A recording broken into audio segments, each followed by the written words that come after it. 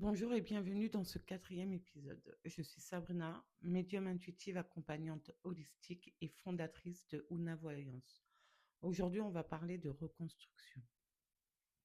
Parce qu'après une relation toxique, on ne repart pas de zéro, déjà.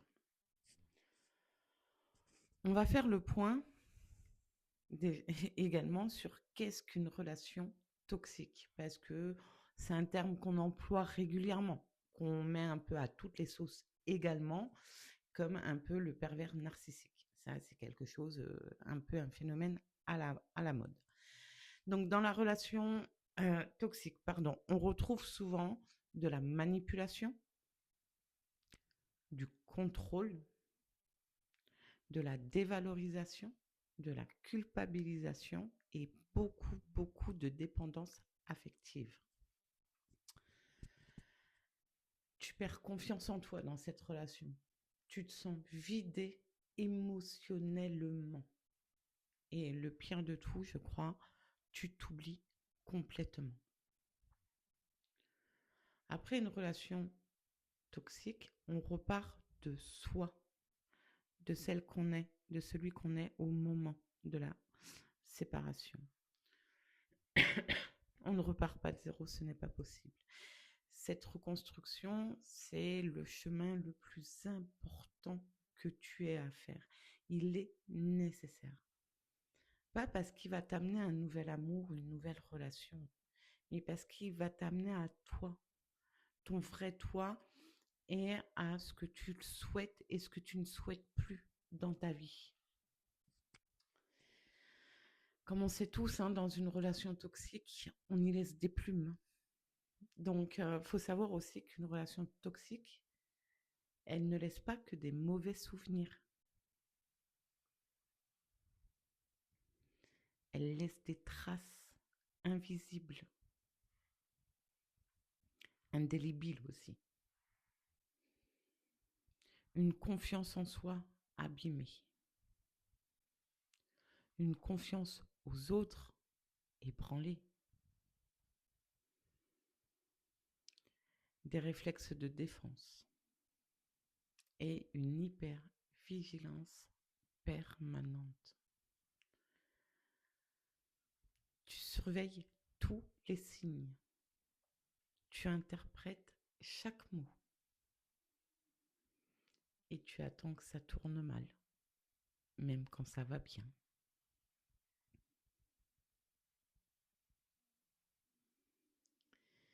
Et parfois, tu ne te reconnais même plus. Et tu ne sais plus qui tu étais avant cette relation. Sache une chose, c'est que c'est normal et ce n'est pas une faiblesse. C'est une question de survie. Ton âme, ton cerveau, ton corps a fait ce qu'elle pouvait pour te protéger. Maintenant, il est temps de la laisser guérir. Je vais te présenter les différentes étapes de la reconstruction.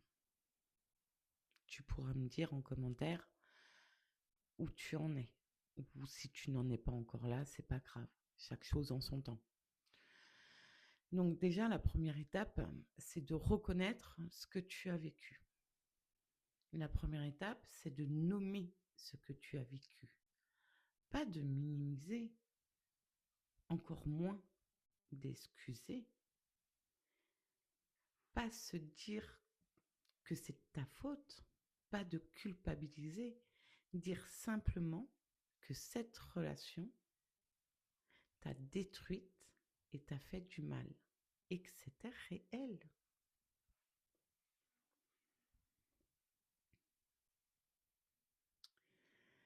La deuxième étape, ça va être retrouver ses repères. Chose compliquée parce qu'on sort d'une relation qui nous a vidés et on ne sait plus. Donc la relation toxique, elle va brouiller tous nos repères. On ne sait plus ce qui est normal, on ne sait plus ce qu'on ressent, ce qu'on mérite.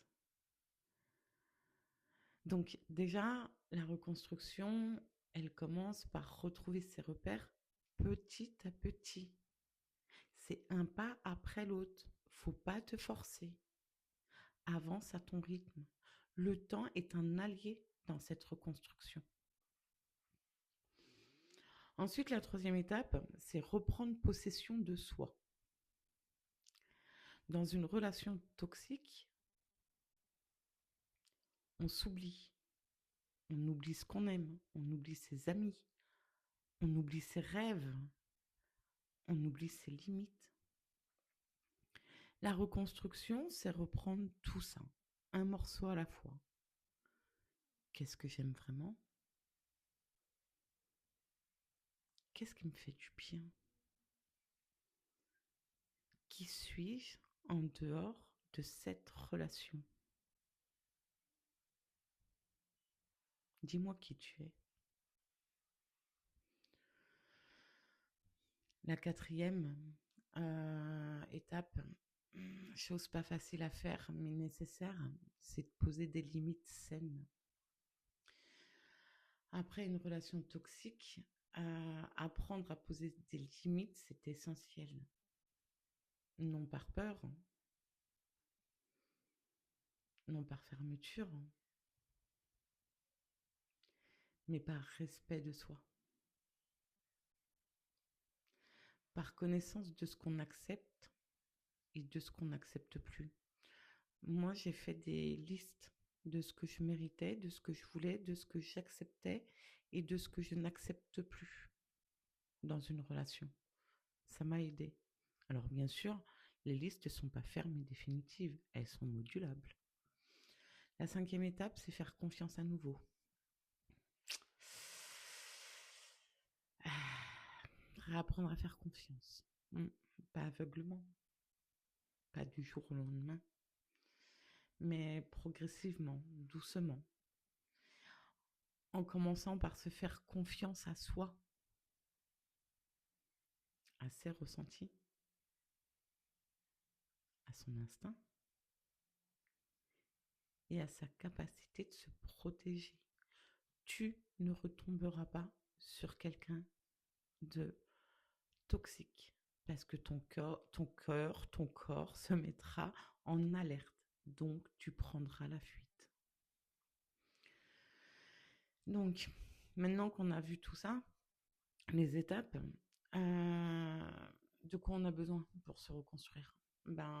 Tu as besoin de temps et c'est ok. C'est nécessaire même. Tu as besoin de bienveillance envers toi-même. Arrête de te reprocher d'être resté, s'il te plaît. Ce n'est pas de ta faute. Tu as besoin de soutien également. Un thérapeute, une coach, des proches qui comprennent. Il faut beaucoup de compréhension. Et beaucoup, beaucoup, beaucoup de patience. Il faut que tu saches que la reconstruction, c'est pas linéaire. Certains jours, tu vas aller très bien. Tu vas avoir un regain d'énergie, tu vas vouloir tout mettre en action. Il y a d'autres jours, la douleur, la culpabilité va revenir. Mais c'est pas grave et j'ai envie de te dire que c'est pas du recul, c'est juste normal. C'est juste normal pour pouvoir guérir. Donc ne te stresse pas, ne culpabilise pas. Avance un pas après l'autre. Se reconstruire après une relation toxique, c'est l'un des actes d'amour les plus profonds envers soi-même et un des plus respectueux aussi envers soi-même. Ne va pas vite. N'essaye pas de guérir parfaitement.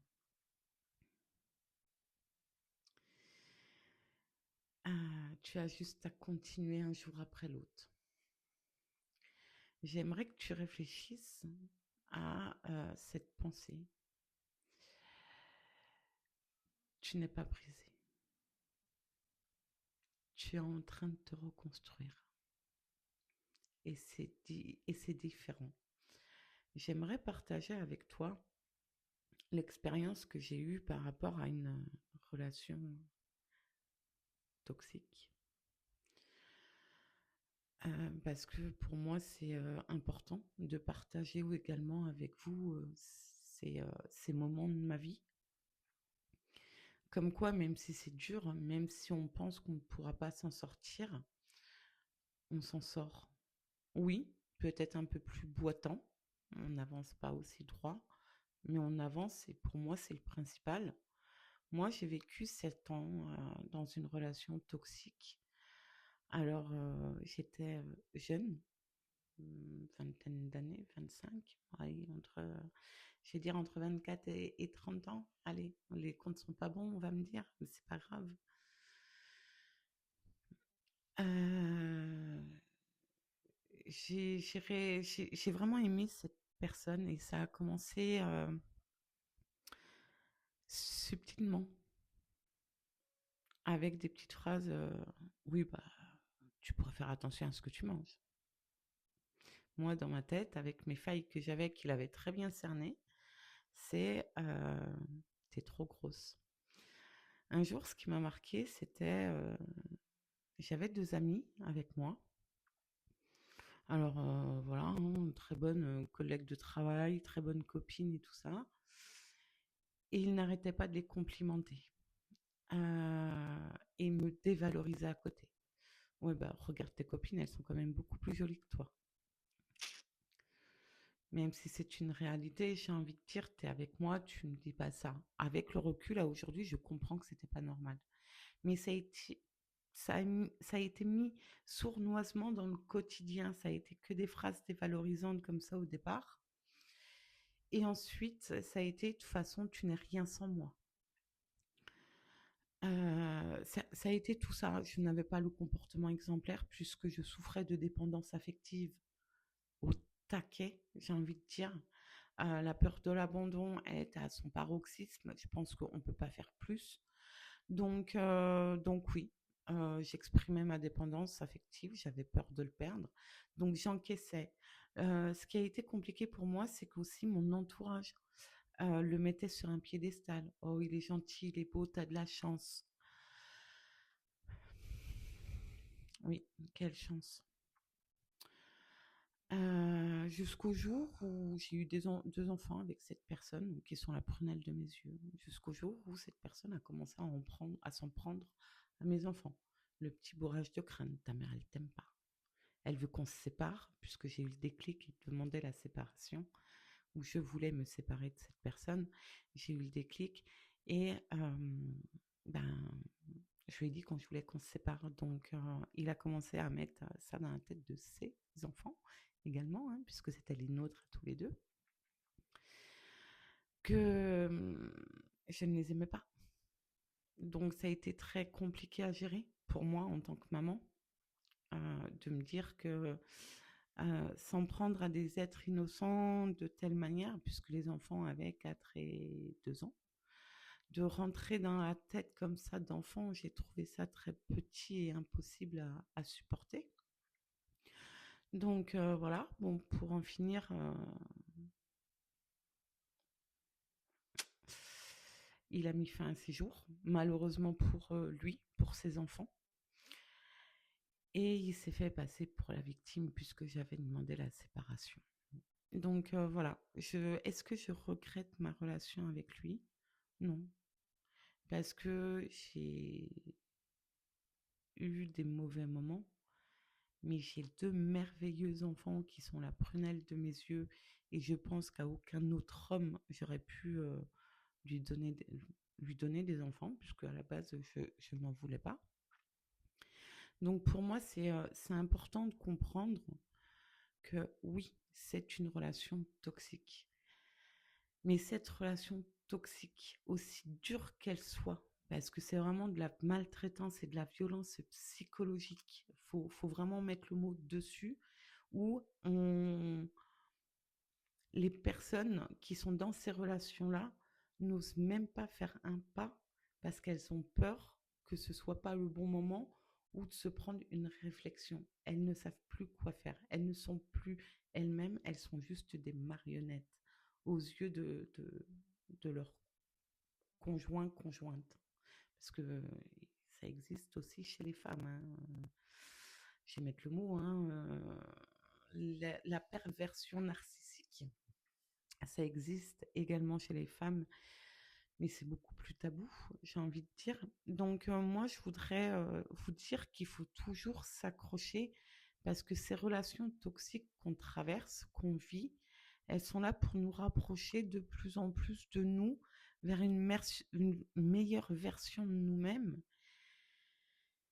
Et on sait pertinemment que même s'il y a de la toxicité qui se représente à toi, à moi, on va la détecter rapidement parce qu'on aura travaillé sur la confiance en soi, l'estime de soi, nos valeurs, et on ne laissera personne à appuyer là-dessus, appuyer sur qui tu es, sur qui je suis. Personne, plus personne ne pourra appuyer dessus. Donc, si cet épisode t'a plu, moi, je te demande de le partager à quelqu'un qui vit un moment difficile, qui vit de la toxicité ou qui a vécu une relation toxique, qui est en cours de guérison ou pas encore, ou qui est totalement déjà guéri. Voilà. Et si tu as besoin d'être accompagné, tu peux me contacter sans aucun problème. Je le ferai avec le plus grand plaisir. Ce sont des accompagnements personnalisés que je fais. Donc, ça sera propre à toi, à ton chemin et à qui tu es. Voilà. Prends soin de toi, prends soin de ton cœur parce que tu le mérites et je vous dis à très bientôt.